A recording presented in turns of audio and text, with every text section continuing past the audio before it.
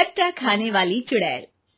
रात को अचानक राधिका मौसी को किचन से कुछ गिरने की आवाज आई। उन्होंने बाहर निकल के देखा तो किचन में उन्हें कोई सफेद साड़ी में दिखा।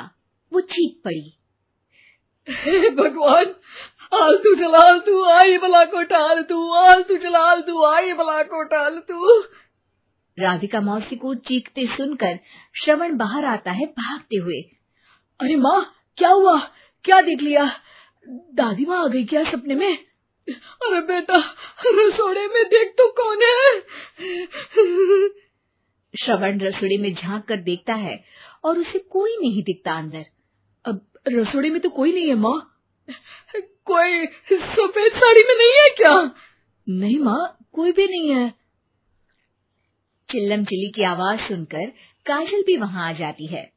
अब क्या हो गया माँ जी? अरे बेटा, रसोड़े में एक चुड़ैल थी सफेद साड़ी में। अरे क्या कर रही थी वो अंदर? अरे बताया नहीं, कल आएगी ना तो पूछ लूंगी। चुड़ैल जी, आपका क्या प्लान है? माँ जी, रात बहुत हो गई है, आपने कोई बुरा सपना देखा होगा, चलिए सो जाइए। राधिका मौसी सोने तो चली जाती है, पर उनको रात भर नींद ही नहीं आती। वो कुछ भी उलझुल बातें सोचने लगती है।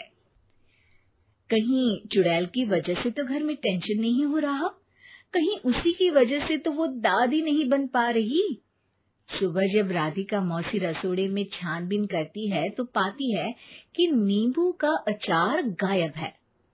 चुड़ैल नींबू का अचार ले गई, मुझे तो ठीक नहीं लग रहा कुछ। चुड़ैल को भी पता है कि जिंदगी का असली मजा तो खट्टे में ही है। राधिका मौसी झट से श्रवण को फोन कर देती है। बेटा, मुझे समस्या समझ में आ गई है, हमें एक तांत्रिक की जरूरत है। अरे क्या बोल रही हो माँ, तांत्रिक की क्या जरूरत है?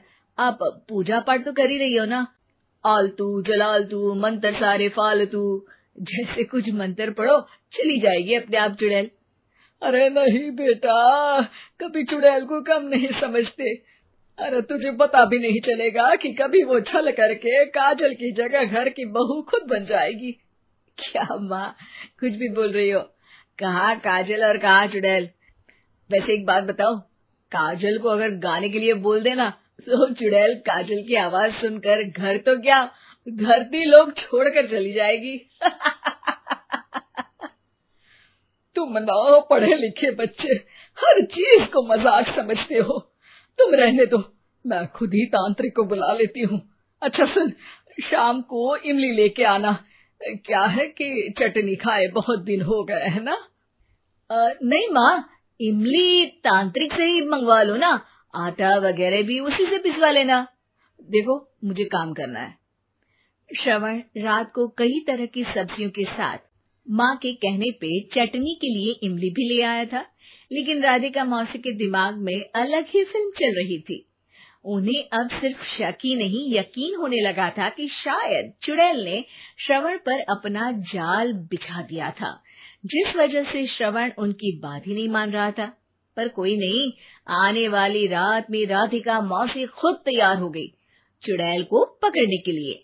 रुद्राक्ष की माला, तुलसी का पत्ता, हनुमान चालीसा सब हाथ के पास ही था, बस चुड़ैल का इंतजार था। और जैसा राधिका मौसी ने सोचा था वैसा ही हुआ। वो चुड़ैल उस रात भी आई, पर वो राधिका मौसी से तेज निकली और राधिका मौसी के उससे पकड़ने के पहले ही वो भाग खड़ी हुई। जरूर बहू पे साया है उस चुड़ैल का, तभी तो श्रवण के कमरे में गई है। और अगली सुबह राधिका मौसी पिछली रात हुए हमले में किन चीजों का नुकसान हुआ उसका हिसाब लगा रही थी। उनके खेमे से एक आम के अचार की शीशी भी गायब हो चुकी थी और वो इमली भी जो कल श्रवण लेकर आया था। राधिका मौसी इस बारे में सोच ही रही थी कि श्रवण जल्दी से रसोड़े में आकर दवाइयों की पोटली ढूंढने लगता है। अरे बेटा, क्या हो गया? अब माँ, वो काजल की तबीयत खराब है, बहुत घबराहट हो रही है उसे। हे भगवान, मैंने पहले ही कहा था कि तांत्रिक को बुला लेते हैं, पर नहीं, अब देखो उस चुड़ैल ने काजल को अपने वश में करना शुरू भी कर दिया है। हालांकि श्रवण भूतों में विश्वास नहीं करता था, पर अब वो भी डर जाता है और राजी हो जाता है एक तांत्रिक को बुलाने के लिए। कुछ ही घंटों में तांत्रिक आ जाते हैं और राधिका मौसी तांत्रिक जी को सब बता देती है। घोर संकट, घनघोर संकट, चुड़ैल को मारू जोर चाकट, ओम भट स्वाहा खटखा के आहा। अरे ये क्या मंत्र है? मेरे खुद के ओरिजिनल मंत्र है, कल रात को ही लिखे हैं, अच्छे लगे तो दाद चाहूंगा। एक और मंत्र सुनो। अर्ज किया है आब्राकडाब्रा, दिल्ली बम्बई आगरा, चंदा मामा सोबरले सुरन मामू जारा। ये मंत्र है? अरे कोई 40 वालीसा पढ़ो ना। वक्त कम है, 40 नहीं पड़ेंगे, 20-25 में काम चलाना पड़ेगा। अलग निरंजन जाके लंदन, मुफ्त का मंजान घिस मेरे नंदन। अरे जल्दी करो तांत्रिक जी, जल्दी करो। तांत्रिक अपने उल झलूल मंत्र पढ़ने लगता है। श्रवण को तांत्रिक पे शक होता है। वो अपने एक डॉक्टर दोस्त को कॉल कर देता है ताकि कोई अनहोनी हो तो इमरजेंसी में चीजें मैनेज हो जाए। तांत्रिक धुनी रमाता है, जिसकी वजह से कमरे में काफी धुआं हो जाता है और जिसकी वजह से बहू की घबराहट बढ़ जाती है। अब भागेगी चुड़ैल। हाँ। बहू खांसते हुए धुएं से बचने के लिए बाहर चली जाती है। अरे भाग रही है, भाग रही है।